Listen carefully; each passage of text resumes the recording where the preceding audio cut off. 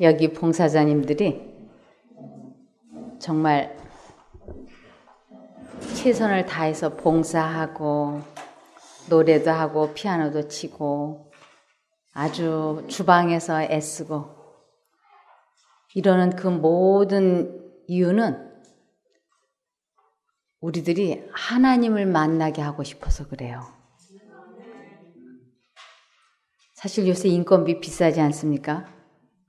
잠시만 나가서 일해도 인건비 좋잖아요. 근데 그 돈 마다하고 주방에서 24시간 이곳에 머물면서 주방에서 또 화장실 청소 아주 우리 봉사자들이 아주 하나같이 이렇게 협조를 하고 굳은 일, 어려운 일을, 힘든 일을 아무 소리 없이들 다 이렇게 뭉쳐서 봉사해주는, 헌신해주는 이유는 우리들이 하나님을 만나면 모든 일이 다 만사형통하기 때문에 그 하나님을 만나게 해드리고 싶어서 그 하나님을 만나는 방법을 배우도록 도와드리기 위해서 우리 봉사자님들이 저렇게 아주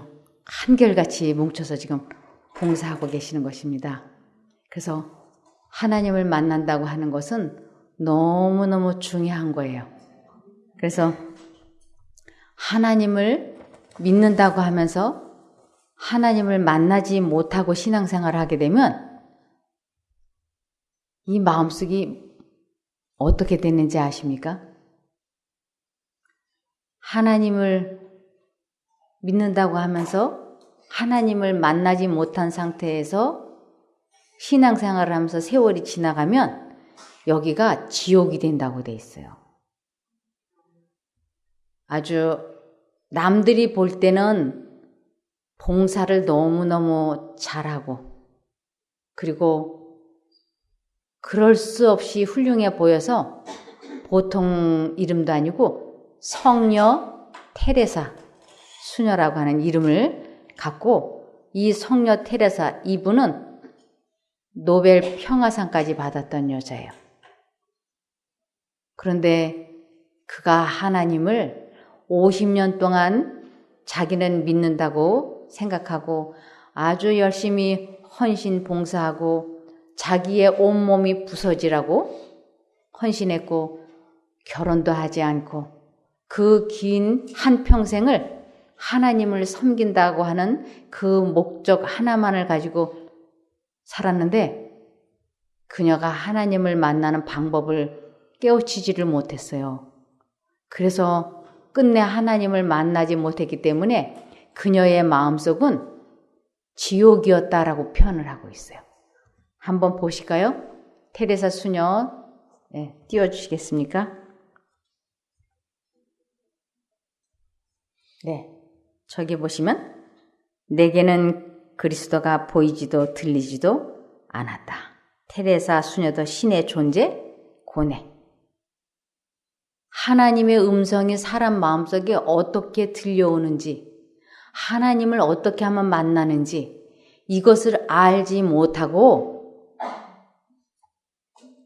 50년이 넘는 헌신적인 신앙생활을 했지만 여기 큰 글자로 보시면 중간에 미공개 편지서 밝혀져 내 영혼은 지옥의 고통, 천국 존재도 확신 못해 타임지 커버 스토리로 나와 있는 것이에요. 그래서 우리가 하나님을 만난다고 하는 것, 하나님의 음성을 마음속에 알아들을 수 있는 것을 깨닫는다는 것, 이것이 얼마나 중요한 건지 몰라요. 이것을 먼저 경험하고 깨달았던 우리 봉사자들께서 최선을 다해서 여기서 지금 헌신봉사해주는 목적이 여기 계신 참가자분들 모두가 하나님을 만나는 방법을 깨닫고 터득해서 이 마음이 천국이 되기를 소원하기 때문에 그렇습니다. 그래서 우리들 마음이 너나 나나 할 것 없이 하나님과 연결이 되지 않으면, 하나님과 연합이 되지 않으면 이 마음속이 평안이 있을 수 없다고 하나님께서는 말씀을 하셨어요. 이사야 57장 20절 21절에 보면 내 여호와의 말씀에 악인에게는 평강이 없다 하셨느니라. 그래서 이 마음속에 하나님과 연결이 되지 않고서는 누구도 평강이 있을 수 없다고 하셨습니다. 다시 여기 추기경에 대해서도 이거 지우시고 추기경 1980년 1970년대 우리나라에 아주 정신적인 지주 같은 등대 역할을 했던 분이 계시는데 그분이 추기경이었어요. 김수환 추기경. 다 아시죠? 그런데 이분이 이런 말씀을 하셨어요. 여기 저 빨간 줄이 이렇게 그어져 있는데 그 위에를 보시면 누가 나를 보고서 예수님을 보았느냐고 물으면 보았다거나 만났다고는 말할 수 없다고 고백한다. 한 달의 피정 기간 동안 예수님을 만나기 위해 얼굴이 까맣게 될 정도로 고민하는 모습에서 우리는 추기경이 아닌 수도자의 모습을 보게 된다. 김수환 추기경도 하나님을 본 적도 없고 만난 적도 없다고 고백하는 것이에요. 여기 테레사 수녀도 그리스도가 보이지도 들리지도 않는다고 했지 않습니까? 그래서 아주 테레사 수녀는 세계적으로 유명한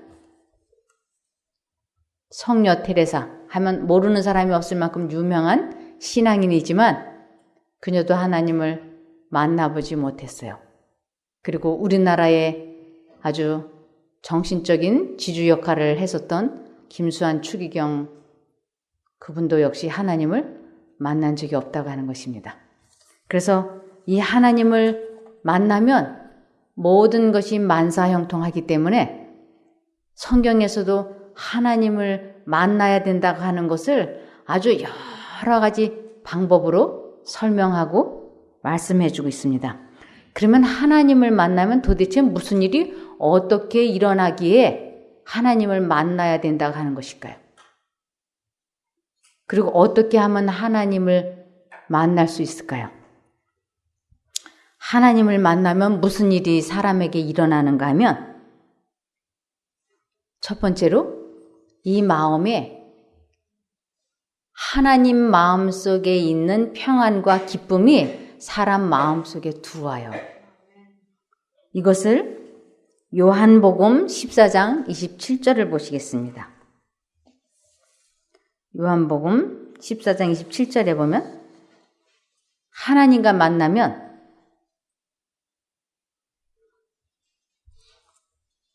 여기 보면 평안을 너희에게 끼치노니 곧 나의 평안을 너희에게 주노라 그랬어요. 예수님의 마음속에 있는 평안을 사람들에게 준다고요. 그러면서 이 하나님 마음속에 있는 저 하늘나라 사람들이 누리고 있는 그 평안은 이 세상 사람들이 절대로 누려본 적이 없고 받아본 적이 없는 것이라고 말씀을 하고 계세요. 그래서 곧 나의 평안을 너희에게 주노라. 내가 너희에게 주는 것은 세상이 주는 것 같지 아니하니라. 너희는 마음에 근심도 말고 두려워하지도 말라. 그래서 하나님의 그 평안을 경험할 때 우리 마음속에는 근심과 두려움이 아주 깨끗이 사라진다고요. 그래서 그리고 또 요한복음 15장 11절을 보시면 요한복음 15장 11절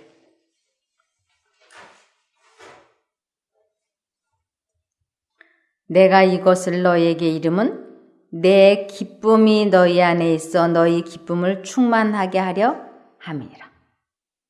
예수님 마음속에 있는 그 기쁨이 우리들 마음속에 충만하게 된다고 하는 것이에요. 하나님을 만나면 하나님께서 주신다고요. 하나님을 만난 사람들은 많이 있어요.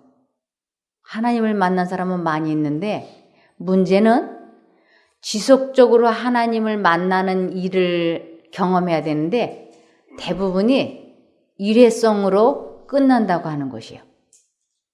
우리가 음식 코너 같은데 아니면 과일 파는데 가면 시식용으로 무료로 주는 거 백화점 음식 코너 같은데 보면 보셨죠? 빵도 좀 잘라주고 뭐 이렇게 그거는 그냥 주는 맛보기이기 때문에 그냥 내가 이렇게 조금 맛을 보면 돼요. 그 맛을 보게 해주는 가장 큰 이유는 이 뒤에 많은 것들을 아주 맛이 좋으니까 사서 먹게 하기 위해서 맛보기를 주는 거잖아요. 근데 아주 많은 사람들이 그 맛보기만 맛보고 가는 경우가 허다해요. 그것을 맛보고 사가는 사람은 드물어요. 우리 하나님께서도 사람들을 수다하게 허다하게 많이 맛보기로 만나주세요. 1차적으로 그분이 만나주시면 이 마음이 아주 편안하고 그리고 잔잔한 기쁨이 있어요. 이것은 내가 나와 지속적인 관계를 가지면 지금보다 훨씬 더 많은 평화와 기쁨이 내 마음속에 충만하게 될 거라고 하는 것을 깨우치기 위하여 하나님께서 맛보기로 주시는 것이에요. 그런데 아주 많은 사람들이 1차적으로 이것을 한번 경험해 놓고는 관심을 바로 세상에다 두기 시작을 해요. 그래서 지속적인 하나님과의 관계를 못 갖기 때문에 이 마음속이 평안이 없어요. 늘 마음속에 무엇으로 가득 차 있느냐면 잡념. 이 세상의 것들을 사랑한다고 하는 것은 이 세상 것들을 선택하는 데다 최우선순위를 둔다고 하는 것입니다. 그래서 우리 주님께서는 요한복음 15장 5절에 나는 포도나무이고 너희는 가지다. 사람이 내 안에 살고 내가 그 사람 안에 살면 그는 많은 열매를 맺는다. 나를 떠나서는 너희가 아무것도 할 수 없다고 말씀하세요. 그래서 하나님과 내가 연결되는 것은 연합이 되는 것은 예수님 마음속에도 있는 생각을 나에게 나누어 주셨을 때 내가 그 생각을 품는 것을 내가 내 안에 있다 이렇게 말씀을 하세요. 그래서 우리들 마음속에 예수님의 생각을 지속적으로 선택해서 품으면 우리는 누구를 닮는 사람이 되느냐면 예수님을 빼어 닮는 사람이 될 수 있습니다. 그래서 예수님을 만난 대표적인 사람들이 많이 있는데 그 중에 아주 오늘 제가 말씀을 드리려고 하는 것은 대표적인 두 사람이 모세와 신약에서는 바울, 사도 바울 두 사람을 말씀을 드리려고 합니다. 이 두 사람의 공통적인 건 뭐냐면 성격이 아주 살기등등했어요. 그래서 모세는 실제적으로 사람을 자기가 볼 때 그런 행동을 한다고 느껴지는 사람을 실제적으로 쳐서 죽여가지고 모래밭에 이렇게 감추었다가 들켜서 도망간 사람이에요. 우리가 아무리 내 생각과 다르다고 해서 싸워도 사람을 죽인다는 거는 좀 성격이 보통이 아니죠. 근데 모세는 대단한 성격의 사람이었어요. 그러니까 사람을 쳐서 죽였죠. 그리고 그 사람이 미디안 광야에 가서 40년 동안 양을 치면서 배웠던 그게 무엇냐면 이런 거라 그랬습니다. 하나님의 약속의 성취를 위하여는 인간의 힘이나 지혜를 의지하지 말고 그분의 능력에 의지할 것을 배워야 했다. 그리고 한적한 산 중에서 모세가 배워야 할 다른 교훈들도 있었다. 극기와 고난의 학교에서 그는 인내와 감정을 조절하는 것을 배워야 했다. 현명하게 다스릴 수 있기 전에 그는 순종하기를 배워야 했다. 그가 이스라엘 백성에게 하나님의 뜻을 가르치기 전에 그 자신의 마음이 그분과 조화되어야 하였다. 자신의 경험으로 그는 장차 그의 도움을 필요로 하게 될 모든 사람들을 자애로운 아버지와 같이 돌볼 수 있도록 준비되어야 했다. 이 40년 동안 광야 생활을 하면서 그가 배워야 했던 것은 인내와 감정을 조절하는 것을 배워야 하는 것이었어요. 자기 마음을 현명하게 다스릴 수 있도록 하는 것을 배워야 하는 것이었어요. 여기 하나님께서는 사람들이 어둠에 머물러 있으면서도 그것을 만족히 여기고 있는 한 그들에게 거룩한 빛을 나누어 주지 않으실 것이다. 하나님의 도움을 받기 위하여 사람은 자기의 연약함과 부족함을 깨달아야 하고 자기 자신 속에 이룩될 큰 변화의 마음을 쏟아야 한다. 열렬하고 꾸준한 기도와 노력으로 분기해야 한다. 그릇된 습관과 행습은 떨쳐버려야 한다. 이 같은 잘못들을 시정하고 바른 원칙을 따라 살고자 하는 결정적인 노력만이 승리를 가져다 줄 수 있다. 모세가 그 40년 동안 광야에서 배웠던 것은 인내와 자기 감정을 조절하는 것을 배웠어요. 그래서 그것을 배우고 난 후에야 그는 이스라엘 민족을 애굽에서 광야로 데리고 나올 수 있는 지도자가 될 수 있었던 것입니다. 유용하게 쓰일 수 있는 사람들은 모두 엄격한 정신적, 도덕적 훈련을 받아야 한다. 그렇게 할 때 하나님께서는 당신의 능력을 그들의 노력과 결합시키심으로 그들을 도우실 것이다. 이 모세는 아주 이 광야에서 그 어려운 과목을 배우기 시작했어요.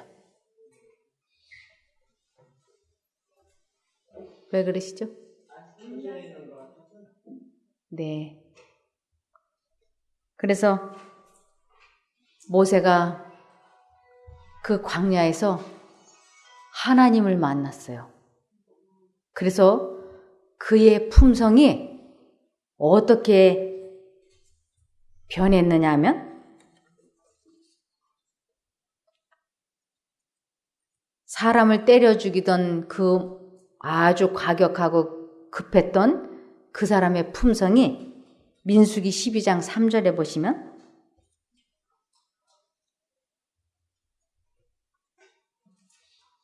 이 사람 모세는 온유함이 지면의 모든 사람보다 승하더라. 이 모세가 그 아주 사랑의 품성으로 변화되었는데 이 세상에서 이 사람이 가장 온유한 사람, 겸손한 사람이 되었다고 하는 것이에요. 그래서 하나님을 만나서 하나님과 함께 인생을 가는 사람의 특징은 온유와 겸손함이라고 하는 것이었어요. 하나님과 동행하지 않고서는 절대로 사람의 품성은 변화될 수 없다고 하는 것입니다. 여기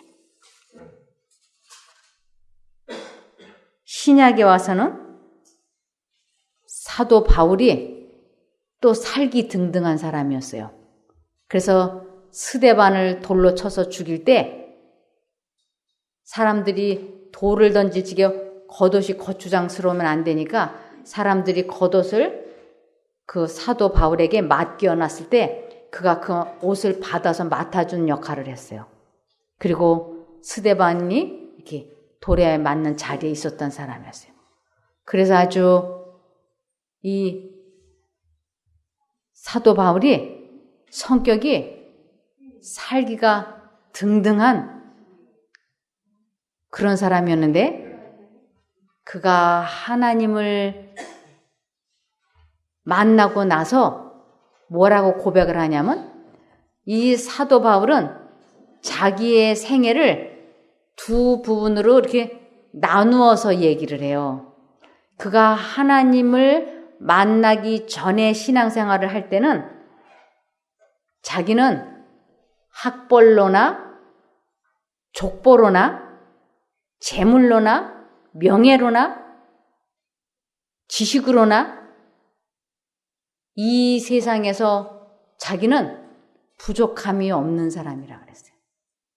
신앙생활을 하는데도 얼마나 열과성을 다해서 신앙생활을 했는지 자기는 율법의 의로는 부족함이 없는 사람이라 그랬어요. 아주 나무랄 데 없는 그런 사람이었어요. 근데 그때 당시 그 사람의 품성은 살기가 등등한 품성이라고 사도행전에 나와요. 그러니까 그 사람 마음속에 뭐가 없다는 것일까요?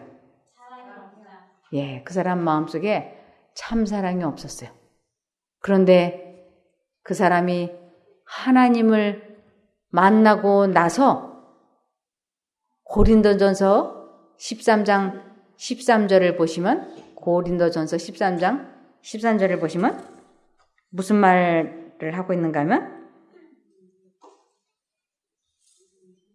네, 믿음, 소망, 사랑 이 세 가지는 항상 있을 것인데 그 중에 제일은 뭐라고요? 사랑이라고. 고린도전서 13장을 이 사람이 쫙 쓴 걸 읽어보면 이거는 품성이 변화가 돼도 어쩌면 이렇게 변화될 수 있을까? 사랑은 오래 참고 사랑은 오냐하며 하고 쫙 쓴 거 보면 바울 대단하게 바뀌었어요.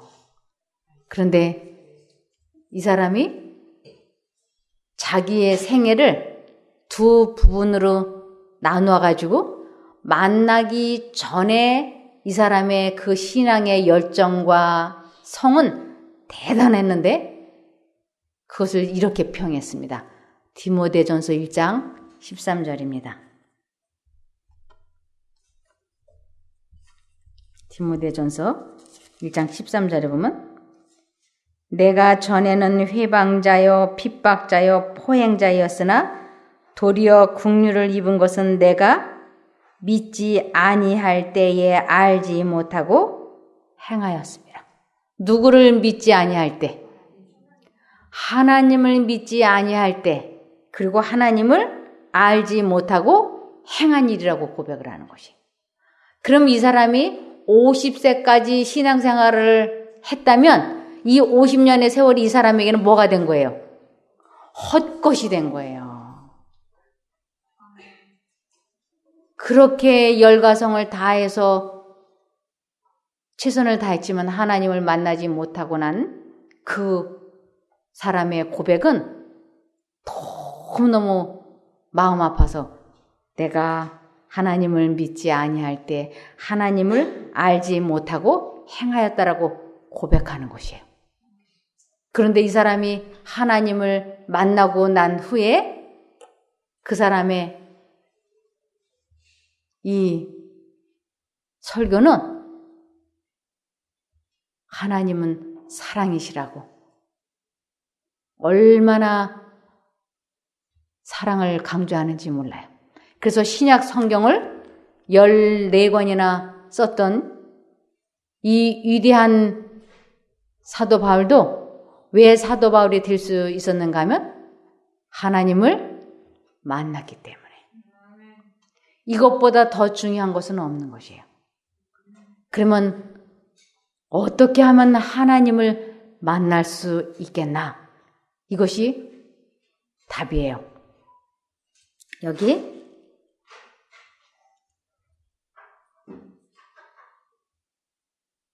하나님을 만난 사람을 보고 성경에서는 명철한 사람이라 그래요. 보통 사람 보고는 그냥 명철하다라고 하지 않아요. 근데 하나님을 만난 사람을 보고는 명철하다 그러는데 그 명철이라는 것은 곧 무엇이냐면 욥기 28장 28절이요. 욥기 28장 28절. 또 사람에게 이르시기를 주를 경외함이 곧 지혜요 악을 떠남이 명철이라 하셨느니라. 악을 떠남이 명철이라고 그랬는데 악을 떠난다고 하는 것은 죄와 싸워서 이기는, 죄에 대해서는 관심도 없고 더 이상 죄와 인연을 맺지 않는 것, 이것을 명철이라 그러고 그것을 경험하려면 하나님을 만나야만이 그것이 된다고 하는 것이에요. 자, 여기 에레미야 29장 13절을 현대인 성경으로 볼 수 있습니까? 현대인의 성경. 에레미야 29장 13절.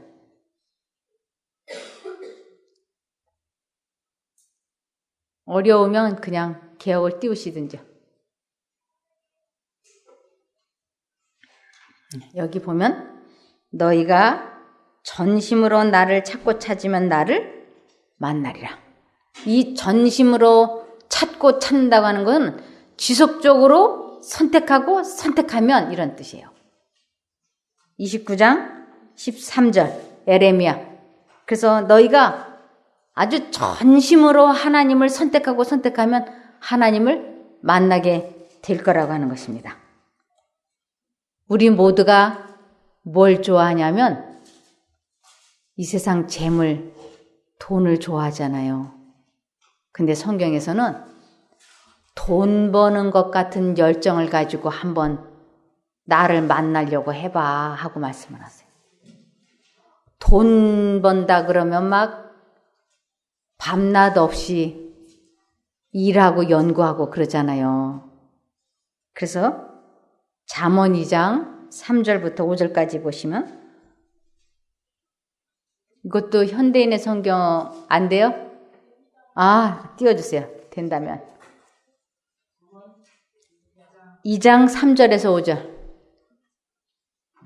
여기에 보면 옛날에는 은화금화가 돈이었잖아요. 재물이었잖아요. 여기 보면 내가 지식을 추구하고 깨달음을 얻고자 했으며 그것을 은이나 숨겨진 보물을 찾는 것처럼 찾고 찾으면 여호와를 두려워하는 것이 무엇인지 깨닫게 되고 하나님에 대한 지식도 얻게 될 것이다. 이것은 여호와를 두려워하는 것, 이것은 여호와를 경외하는 것, 여호와를 공경하는 것, 순정하는 것, 그것을 깨닫게 될 거라고. 우리가 하나님의 뜻에 순종하고 싶다고 하지 않습니까? 근데 순종한다고 하는 것이 어떻게 하는 건지를 모르니까 순종을 못하는 거예요. 그러면서 하나님을 사랑한다라고 자꾸 말하는 것이에요. 제가 자녀들을 키워보니까 자식들이 아주 좋은 직장 잘 다니면서 시시때때로 명절 때마다 생일 때마다 두툼한 봉투 가지고 와서 주면서 이렇게 인사하는 것도 좋지만 그것보다 훨씬 더 좋은 게 있어요. 그게 뭘까요? 부모님의 뜻에 순종해 주는 거예요. 늙은 부모가 말할 때 꼬치꼬치 캐묻지 않고 따따부따 말 대꾸 안 하고 순종해주는 그 자식이 효자더라고요. 그 자식과 같이 있는 것이 기쁨이고 행복이고 만족이더라고요. 그런데 봉투 때때마다 갖다 주고 그러면서 부모 말에 불순종하고 그러면 이 봉투 전혀 무가치하게 느껴지는 것이. 우리 하나님께서도 우리가 11금 잘 내고 헌금 잘 내고 봉사 잘하고 그러면서 하나님의 뜻에 불순종을 할 때 그분께도 우리들의 봉투가 무가치하게 느껴지는 것이에요. 우리가 그분의 뜻에 순종을 할 때 그분을 기쁘시게 해드린다고 하는 것이에요. 그런데 예를 들면 간음하지 말지니라, 살인하지 말지니라, 거짓말하지 말지니라 이러한 계명을 우리가 지킬 수 있을 것 같이 생각이 되지만 사실은 사람의 힘으로는 못 지킵니다.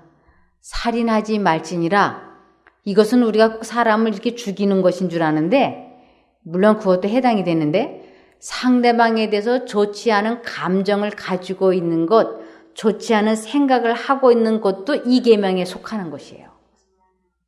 그러니 아내에 대해서 남편에 대하여 친구 이웃 간에 좋지 않은 감정과 좋지 않은 생각을 갖고 있을 때 이것을 어떻게 떨쳐버리느냐 하는 것이에요. 그것이 분명히 양심 가운데 악한 양심 속에 미운 생각이 들어오고 선한 양심 가운데 이러면 안 되는데 두 생각이 들어올 때 내가 악한 생각을 버리겠다고 아주 마음을 굳게 결심을 하고 하나님께 진심으로 전심으로 부르짖어 기도하면 하나님께서 나를 그 감정에서 생각에서 딱 해방시켜 주시는 것이에요. 이것을 하나님을 만났다라고 얘기하는 것이에요. 이것을 죄와 싸워서 이겼다 그러고 이것을 감정을 다스리는 방법을 터득했다고 하는 것이에요. 여러분 대나무를 짚자마자 이렇게 부러지나요? 쉬는 일부터 시작이 되잖아요. 그러면 대나무를 이렇게 쉬려면 둥그스름하게 되면서 이것이 점점 이렇게 하다 보면 딱 하고 꺾이는 부분이 있죠.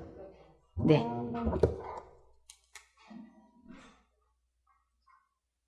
그것처럼 이렇게 대나무가 휘어졌다가 꺾어지는 것처럼 우리가 이 화를 내면 안 되는데 하는 생각이 들어옴과 동시에 하나님 불러서 감정이 딱 해결이 될까요? 그렇게 되지 않아요. 1차적으로 마음속에서 투쟁이 일어나기 시작을 합니다. 화를 내면 안 돼. 아니야. 도저히 참을 수 없어. 어떻게 나한테 그렇게 할 수가 있어. 이번에는 화를 내야 돼. 그러면 안 돼. 두 생각이 왔다 갔다 하면서 이것이 마음속에서 어떻게 돼요? 투쟁을 하는 것이에요. 이것을 성경에서는 환난이라 그래요. 그러면 이 환난이 시작이 될 때 이제 내가 화를 내지 않아야 되겠다라고 뜻을 이쪽으로 하나님 쪽으로 이렇게 정하게 되기까지는 대나무가 휘어지는 것처럼 서서히 결심이 이쪽으로 이렇게 기울어지는 동안은 뭐 해야 되냐면 계속 하나님을 부르짖어야지 돼요. 계속. 기차가 오기 전에 뿌앙 하고 기적 같은 소리를 한 다음에 한참 있다 오지 않습니까?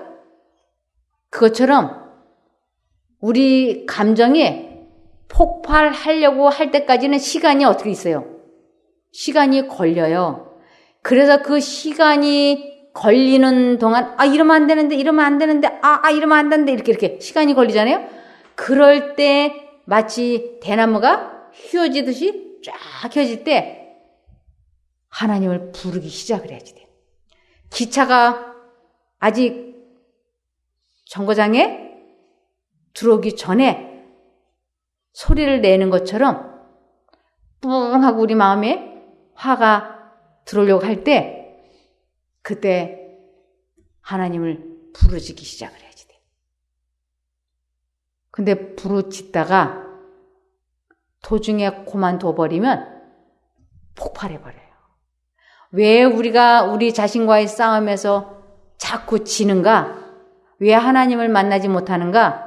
그건 도중에 포기하기 때문에 그래요. 그래서 대나무가 휘어져서 끝까지 끌어당기면 딱 하고 부러지는 그 순간이 오는 것처럼 우리 마음속에 두 생각이 막 전쟁을 할 때 이제 예수님을 부르기 시작을 해야지 돼요. 하나님 도와달라고 도와달라고 도와달라고 그러면서 점점 어떻게 결심을 이쪽으로 하다 하면서 결심을 아주 확고부동하게 딱 되는 그 순간 이게 뭐 부러졌다 그러냐면 성경에서는 뼈가 부러졌다라고 설명을 해요. 뼈가 부러졌다. 여러분 우리가 이 육신의 뼈가 부러지면 엄청난 타격이 오잖아요. 우리들의 이 품성 가운데서 이 고집이, 욕망이, 악습이 딱 하고 꺾어지는 것을 경험한다고 하는 것은 굉장한 체험이에요. 그래서 이 체험을 하는 것을 하나님의 선하심을 맛보았다라고 얘기하고 좁은 문으로 들어갔다라고 얘기를 해요. 이 좁은 문으로 들어가기를 힘쓰지만 많은 사람이 못 들어갈 거라고. 그래서 많은 사람들이 넓은 문으로 들어가기를 원한다는데 이 넓은 문이라고 하는 것은 자기의 감정이나 욕망이나 생각을 포기하지 않고 살아가는 사람들을 넓은 문으로 들어간 사람이라고 하는 것이에요. 그래서 이 좁은 문으로 들어간다는 건 이 뼈가 딱 부러지는 것이에요. 그래서 이 뼈가 부러진 사람만이 하나님께서 기뻐지게 하실 수 있다고 돼 있어요. 시편 51편 8절에 보세요.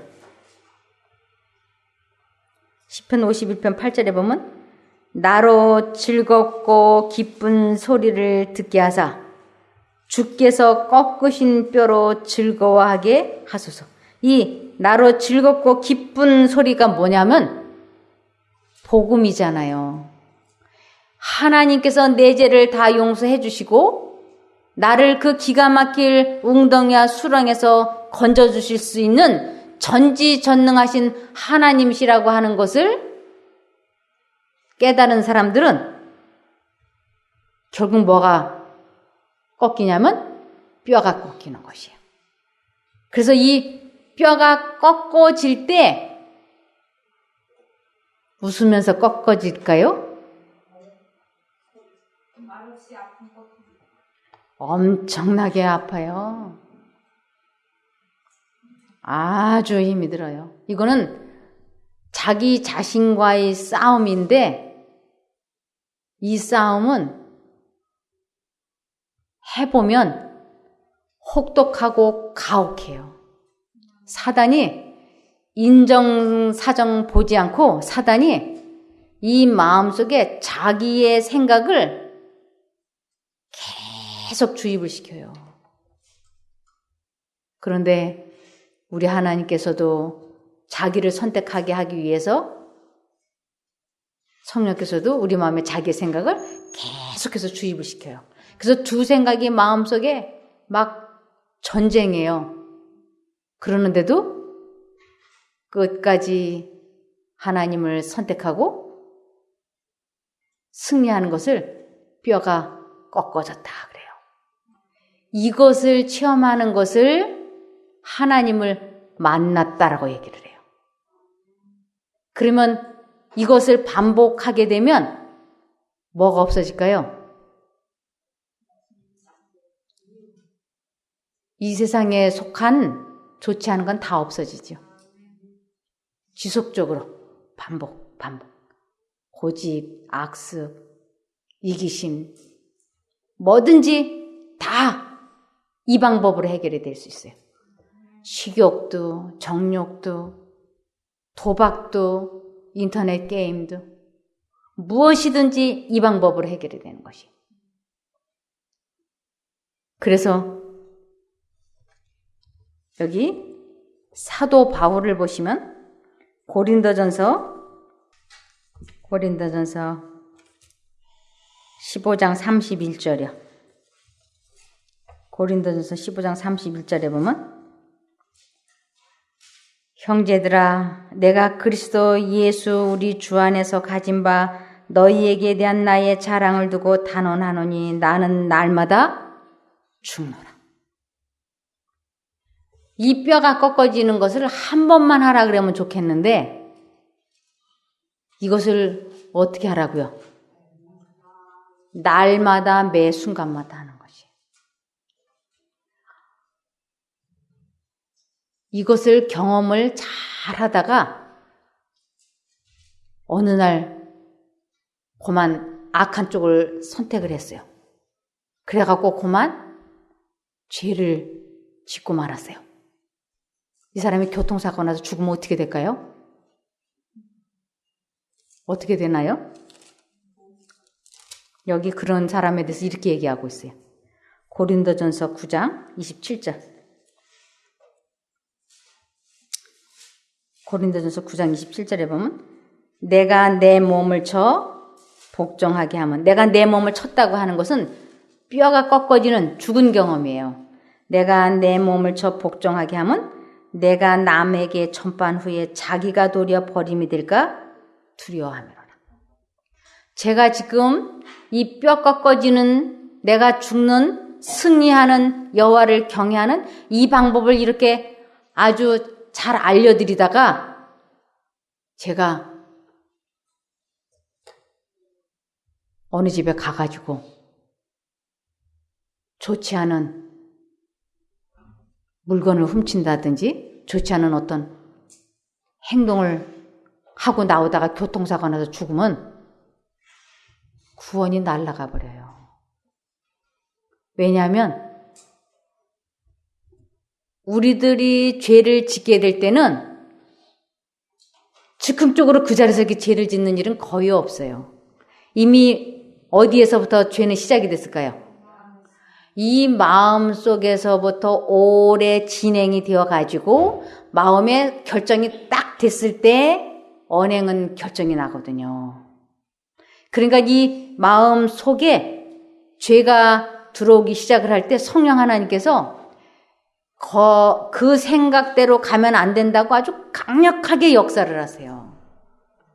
여기 계신 모든 분들 마음속에 하나같이 역사하셨어요.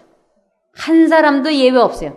하나님을 믿든지 안 믿든지 이것과 관계없이 이 세상에 태어난 모든 사람들의 마음속에는 반드시 성령께서 강력하게 역사하셨어요. 그런데 그 생각을 못 들은 척, 알지 못하는 것처럼 무시하고 자기가 원하는 그 길로 가는, 그래서 끝까지 그 길을 가는 것을 성령을 회방하는 죄, 성령을 거역하는 죄라고 하는 것이에요.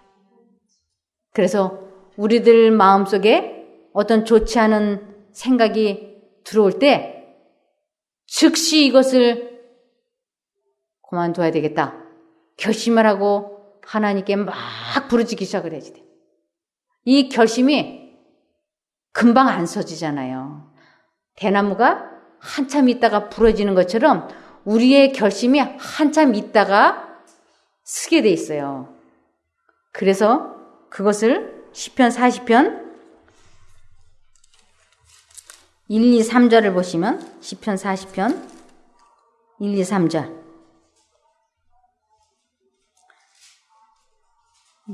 내가 여호와를 기다리고 기다렸더니 귀를 기울이사 나의 부르짖음을 들으셨도다. 내가 여호와를 기다리고 기다렸더니 이것은 이제 아직은 굳은 결심이 안 섰지만 이러면 안 돼 하는 하나님의 음성을 듣고 이제 하나님을 부르기 시작하는 것이에요. 하나님 도와주세요, 도와주세요. 그러면서 점점 결심이 굳어져 가는 쪽으로 가는 것이에요. 그러면서 하나님을 부르짖다가 어느 한순간 결심이 딱 서는 때가 있어요. 그때 내가 진심으로 전심으로 하나님을 부르면 내 결심이 확고해졌다고 하는 것이 온 우주가 하나님과 사단이 인정을 할 때 하늘에서 능력이 와서 내 뼈가 딱 하고 부러지는 경험을 하게 되는 것이에요. 그런 사람들은 2절에 나를 기가 막힐 웅덩이와 수렁에서 끌어올리시고 내 발을 반석 위에 두사 내 걸음을 견고케 하셨도다. 새 노래 곧 우리 하나님께 올릴 찬송을 내 입에 두셨으니 많은 사람이 보고 두려워하여 여호와를 의지하리로다. 그래서 이 뼈가 꺾어지는 자기 자신과의 싸움에서 승리하는 이 경험을 성경에서는 하나님을 만난 사람이라고 얘기를 해요. 그리고 이 경험을 지속적으로 반복하는 것을 경건의 연습이라 그래요. 여호와를 경외하는 자라 그러고 이러한 사람을 회개한 죄인이라 그러고 이러한 사람을 의인이라고 하는 것이에요. 그래서 쭉 잘 자신과의 싸움에서 잘 이기다가 크게 실수한 사람이 있는데 다윗이에요. 그가 밧세바를 보는 순간 사단의 강력한 유혹에 넘어가서 그만 엄청난 죄를 졌어요. 근데 하나님께서 다윗을 구원코자 나단 선지자를 보내서 회개시키실 때 다윗이 그 회개에 응했기 때문에 다윗이 회개를 하고 하나님께 돌아올 수가 있었던 것입니다. 그래서 아무도 늦지 않았어요. 우리 모두에게는 지금 기회가 다 주어지고 있어요. 그래서 우리 마음속에 두 신의 생각이 들려올 때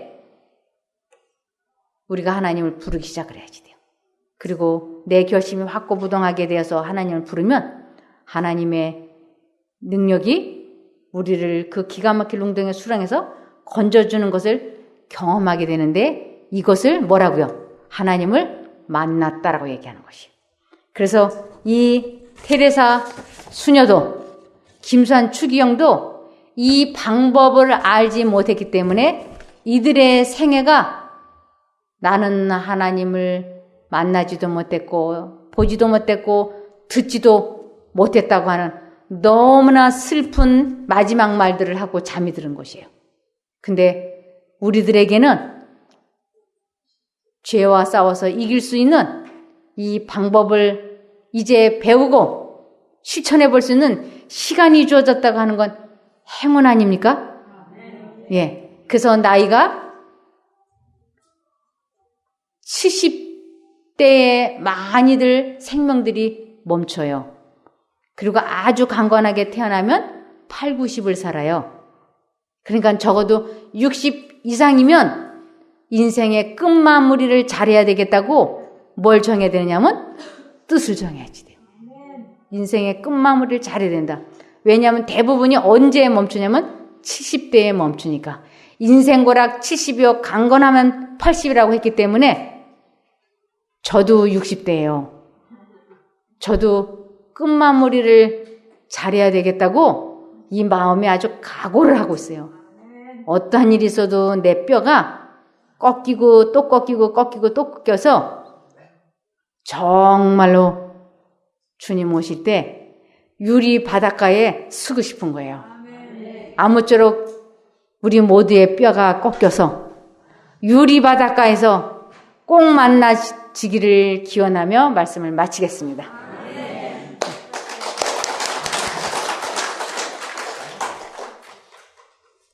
하늘에 계신 저희들의 아버지 하나님, 저희들 이 땅에 태어난 목적을 이제 이루기를 소망합니다.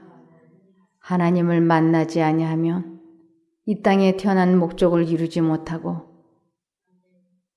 이슬처럼 사라져버릴 저희들입니다.